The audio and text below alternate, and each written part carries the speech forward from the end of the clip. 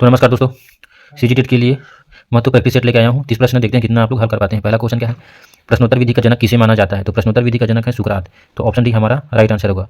Maria Montessori, मतलब ये Montessori शिक्षा विधि से संबंधित है। फ्रोबेल, ये जो फ्रोबेल है ये किंडरगार्टन विधि से संबंधित है। कॉल्डवेल कुक, ये खेल विधि के जन्मदाता हैं। खेल विधि के जन्मदाता कॉल्डवेल कुक हैं। वैसे तो ये तीनों जो है खेल मेथड से ही संबंधित है, ठीक है। तो प्रश्नोत्तर विधि का जनक होगा सुकरात। ऑप्शन डी हमारा राइट आंसर होगा।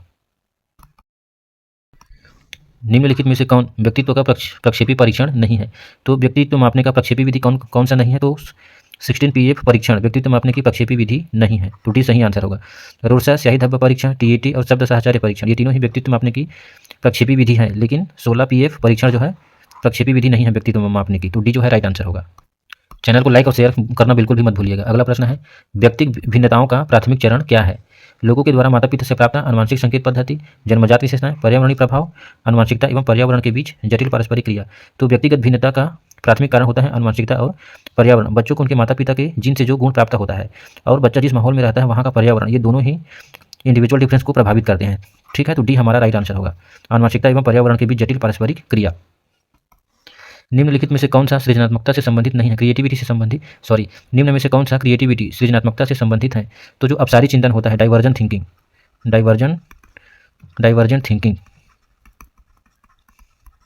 ये जो क्रिएटिविटी से संबंधित होता है। तो ऑप्शन ए हमारा राइट आंसर होगा।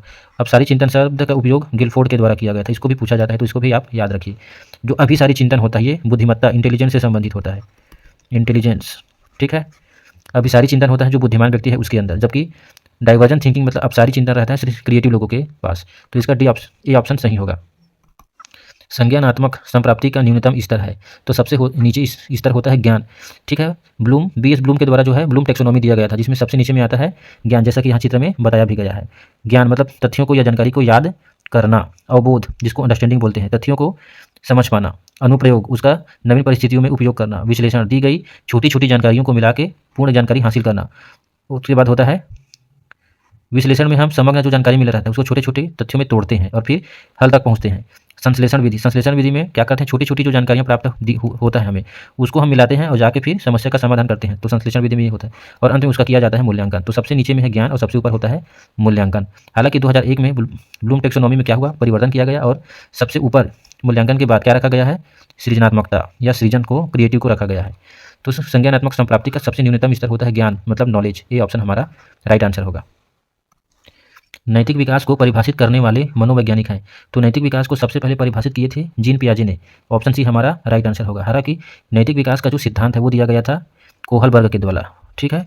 नैतिक विकास का सिद्धांत, जब सिद्धांत पूछेगा थ्योरी, तो कौन दिए, किसके द्वारा दिया गया ये सिद्धांत? कोहलबर्ग के द्वारा, ठीक है। लेकिन नैतिक विकास को परिभाषित किया गया था जीन पियाजे के द्वारा। इसके द्वारा कॉग्निटिव डेवलपमेंट थ्योरी भी दिया गया, कॉग्निटिव डेवलपमेंट थ्योरी, जिसमें उन्होंने बताया कि संज्ञानात्मक विकास जो है 4 चरणों में पूरा होता है और विकास क्या है, असतत प्रक्रिया है जीन पियाजे के अनुसार। जीन पियाजे ने बच्चों को नन्हे वैज्ञानिक भी कहा है, ज्ञान के सक्रिय निर्माता, नन्हे वैज्ञानिक जीन पियाजे ने ही कहा है बच्चों को। पावलाव जो है क्लासिकल कंडीशनिंग थ्योरी के लिए जाने जाते हैं, क्लासिकल कंडीशनिंग थ्योरी। तो इस चीज़ को भी आप याद रखें। कुत्ते पे, डॉग पे प्रयोग किया गया था लार्वाला, पावलाव के द्वारा। तो इसका राइट आंसर होगा, नैतिक विकास को परिभाषित करने वाले पहले मनोवैज्ञानिक हैं जीन पियाजे। ऑप्शन सी हमारा राइट आंसर होगा। विशेष शिक्षा के सिद्धांत में शामिल है। तो विशेष शिक्षा के सिद्धांत में शामिल होता है गैर भेदभावपूर्ण पहचान और मूल्यांकन। सी जो है राइट आंसर होगा। 2 से 8 वर्ष की आयु के बच्चों के लिए विकास के पैटर्न में मोटर, सामाजिक, भावनात्मक, संवेगात्मक के साथ शामिल है। तो विकास के पैटर्न में मोटर, सामाजिक, भावनात्मक, संवेगात्मक के साथ जो अनुकूलन की क्षमता है वो शामिल होता है। तो ऑप्शन ए हमारा राइट आंसर होगा। प्रश्न क्या है, मोटर विकास में व्यक्तिगत भिन्नताएं होती है, फिर भी मोटर विकास का क्रम से होता है। तो जो मोटर विकास है वो अलग अलग व्यक्तियों में अलग अलग प्रकार का होता है। फिर भी जो विकास का अगर क्रम की बात किया जाए तो ये होता है सकल मोटर विकास से ठीक मोटर विकास की ओर। सकल मोटर विकास मतलब ग्रोस मोटर स्किल से होता है फाइन मोटर स्किल की ओर, फाइन मोटर स्किल, ठीक है। अब ग्रॉस मोटर स्किल जिसमें शरीर के बड़े मांसपेशियों का इस्तेमाल होता है उसको ग्रॉस मोटर स्किल बोला जाता है, जैसे कूदना, चलना, दौड़ना। वैसे फाइन मोटर स्किल में हो जाएगा कुर्ते का बटन लगाना, चैन लगाना, जूते के लेस बांधना, लिखना, ये सब फाइन मोटर स्किल में आएगा, क्योंकि इसमें छोटे मांसपेशियों का इस्तेमाल हो किया जा रहा है।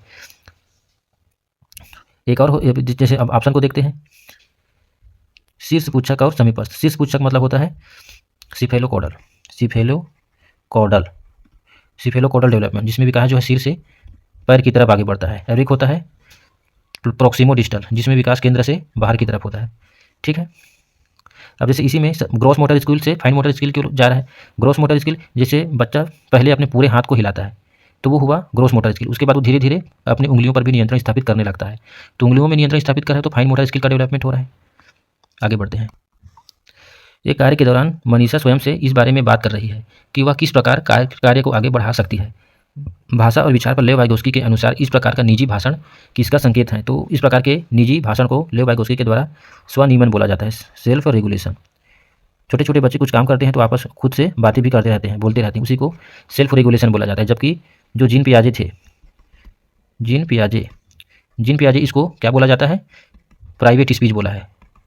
और ये भी बोला है कि बच्चे क्या होते हैं, ईगो सेंट्रिक होते हैं, ईगो सेंट्रिक की बात भी जीन पियाजे ने ही की है। ठीक है, तो इस प्रश्न का आंसर होगा स्वनियमन अर्थात सेल्फ रेगुलेशन। अगला प्रश्न क्या है, विशेष कठिनाइयों, मानसिक स्वास्थ्य के मुद्दों, विशिष्ट अक्षमताओं, शारीरिक या विकासात्मक वाले विद्यार्थियों की शिक्षा पद्धति और अभ्यास का वर्णन करने के लिए सामान्यतः किस शब्द का प्रयोग किया जाता है, तो इसके लिए बोला जाता है विशेष शिक्षा। ऑप्शन डी हमारा राइट आंसर होगा। ऐसे बच्चों के लिए विशेष शिक्षा की व्यवस्था जो है किया जाता है। व्यक्तित्व को मापने की विधि थीमेटिक अपरसेप्शन टेस्ट, TAT क्या है, एक प्रक्षेपण तकनीक है। प्रक्षेपण तकनीक द्वारा जो है व्यक्तित्व को मापा जाता है, तो सी हमारा राइट आंसर होगा। स्मृति स्तर और समझ स्तर के शिक्षण मॉडल के सिंटैक्स में कौन सा चरण प्रमुख होता है, तो चाहे वो स्मृति स्तर हो या समझ स्तर हो, दोनों के शिक्षण मॉडल का सिंटैक्स में सबसे प्रमुख क्या होता है, प्रस्तुतिकरण होता है, प्रमुख चरण। तो ऑप्शन डी हमारा राइट आंसर होगा। जो स्मृति स्तर है, ये स्मृति स्तर शब्द जो है हर्बर्ट के द्वारा दिया गया है, और समझ स्तर किसके द्वारा दिया गया है, मॉरिसन के द्वारा। इस चीज़ को भी आप याद रखेंगे। निम्नलिखित में से कौन सा सिद्धांत पुनर्बलन का सिद्धांत भी कहलाता है, तो उद्दीपन प्रतिक्रिया जो सिद्धांत है, stimulus conditioning theory, stimulus response theory, इसी को पुनर्बलन का सिद्धांत भी कहा जाता है। इसको दिया है स्किनर ने। ठीक है, तो इसको याद रखिएगा। क्लासिकल कंडीशनिंग थ्योरी, ये किसका है, क्लासिकल कंडीशनिंग थ्योरी है पावलाव का, पावलाव। सूझ या अंतर्दृष्टि का सिद्धांत, इसको बोलते हैं इनसाइट थ्योरी, और ये दिया गया है कोहलबर्ग के द्वारा, कोहलबर्ग। ठीक है, तो इस आंसर से हमें इतनी जानकारी मिलती है। समावेशी शिक्षा में विशेषीकृत आवश्यकता वाले बालक एवं नियमित विद्यार्थियों के लिए प्रमुख रणनीति की पहचान कीजिए। समावेशी शिक्षा दे रहे हैं तो विशेष आवश्यकता वाले जो बच्चे हैं और नियमित जो विद्यार्थी हैं उसके लिए हम क्या स्ट्रेटजी अपना सकते हैं, तो न्यूनतम प्रतिबंधात्मक वातावरण होना चाहिए। बच्चों को अपनी बच्चे के मन में जो कुछ भी आ रहा है उसको टीचर के सामने जो है रखने की स्वतंत्रता होनी चाहिए, उसमें किसी भी प्रकार की बाधा नहीं होनी चाहिए। तो ये हमारा सही आंसर है, न्यूनतम प्रतिबंधात्मक वातावरण होना जरूरी है। उसको मुख्य धारा से भी जोड़ा जाए ताकि सबको शिक्षा प्राप्त हो सके, तो बी भी सही है। और पूर्ण समावेशन की व्यवस्था किया जाए, तो डी भी सही है। कार्यक्रमित अधिगम नहीं, ये बिल्कुल ही गलत है, क्योंकि ये सभी बच्चों की आवश्यकताओं को पूरी कर नहीं पाएगा। तो हमारा ए, बी और डी जो है राइट आंसर होगा, ए, बी और डी। फ्राइड के अनुसार मनोयौनिक विकास के किस चरण में पितृ मनोग्रंथि एवं मातृ मनोग्रंथि विशेषीकृत है, तो ये जो है CG हॉस्टल वार्डन पेपर में भी आया हुआ है। तो इसका राइट आंसर क्या होगा, लैंगिक अवस्था, जो अवस्था होता है 6 से 12 वर्ष। ठीक है, इस अवस्था में पुत्र का माता के प्रति जो स्नेह होता है उसको क्या बोला जाता है, ओडिपस, और पुत्री का पिता के प्रति जो लगाव होता है उसको बोला जाता है इलेक्ट्रा कॉम्प्लेक्स। इस चीज़ को भी आप याद रखिएगा। तो लैंगिक अवस्था में जो है ये होता है। उसके बाद ये जो गुदी अवस्था होता है, ये मौखिक अवस्था जन्म से 1 वर्ष होता है, गुदी अवस्था 1 से 3 वर्ष होता है, और ये होता है 6 से 12, और यौन होता है 12 से 18। इस चीज़ को आप याद रखिएगा। अगला प्रश्न क्या है, निर्देशन प्रक्रिया के निम्नलिखित चरणों को सही क्रम में व्यवस्थित कीजिए। अब देखो ये पेपर भी, ये क्वेश्चन हॉस्टल वार्डन पेपर 2024 में आया है। तो निर्देशन प्रक्रिया मतलब गाइडेंस का सही चरण क्या है, तो सबसे पहले हम क्या करेंगे, आवश्यकताओं की पहचान करेंगे।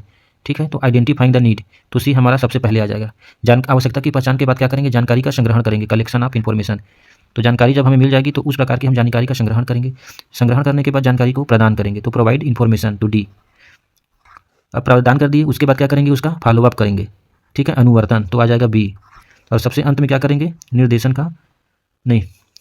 निर्देशन का प्रतिपादन हम लोग जो है जानकारी प्रदान करने के बाद करेंगे। तो डी के बाद आएगा ई और अंत में आ जाएगा फॉलो अप, तो आएगा बी।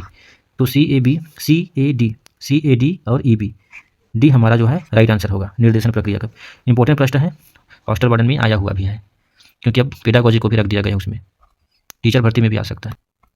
अगला प्रश्न क्या है, संवेग व्यक्ति की उत्तेजित दशा है, यह कथन निम्नलिखित में से किसका है? तो यह कथन है किसका? ये कथन है उडवर्थ का। ऑप्शन बी हमारा राइट आंसर होगा। ऑप्शन यहाँ ऊपर नीचे हो गया है, तो उडवर्थ जो है इसका राइट आंसर होगा। निम्नलिखित में से कौन सा एक सामाजिक प्रेरक है? तो प्रेम, भूख और प्यास व्यक्तिगत प्रेरक है, लेकिन जो आत्मगौरव है ये जो है सामाजिक प्रेरक है, समाज में अच्छा काम करने के लिए प्रेरित करता है आत्मगौरव, तो ये हमारा राइट आंसर होगा। निम्नलिखित में से कौन सा कौशल संवेगात्मक बुद्धि से संबंधित है? तो सहानुभूति देना एक संवेगात्मक बुद्धि से संबंधित है, डी जो है राइट आंसर होगा सहानुभूति देना। कक्षा अध्यापक ने राघव को अपनी कक्षा में अपने कीबोर्ड पर स्वयं द्वारा तैयार किया गया मधुर संगीत बजाते हुए देखा। कक्षा अध्यापक ने विचार किया कि राघव में बुद्धि उच्च स्तरीय थी।